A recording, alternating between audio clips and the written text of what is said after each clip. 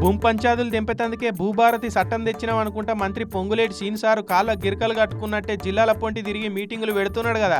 ఇక సార్ ఏడికి పోతే ఆడ ఆఫీసర్లు గజగజ వణుకుడే అవుతున్నదట. భూభారతి చట్టం కంటే సారు ఏం చెప్తాడా, సారు ఏం అడుగుతాడా అనే పరిశానే ఎక్కువ ఉన్నదట పాపం వాళ్ళకు.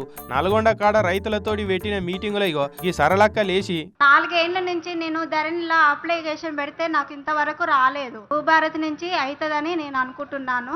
4 ఏళ్ల సంధి తిరుగుతున్నా అనే వరకు సార్కు సులుక్కున వడిచినట్టు అయిపోయింది. ఎంబడే ఎవలయా కన్సర్న్ ఆఫీసర్ అని పిలిచిండి. ఇట్లా కన్సల్ట్ ఆఫీసర్ ఎవరు ఎక్కడో మిస్టేక్ జరిగి ఉంటుంది అనుకుంటాను. అది ధరణిలో అది క్లియర్ కాలేదు కాబట్టి మన చట్టంలో భూభారతిలో క్లియర్ అయ్యేటట్టు చేసి పెట్టాడు.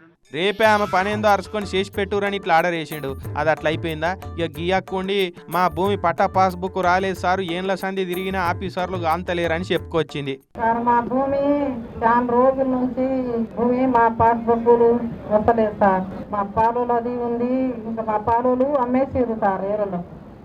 వాళ్ళు ఆ భూమిలో నా పట్టా వస్తలేదు సార్. చాలా బాగా ఇబ్బందిలో ఉంది సార్.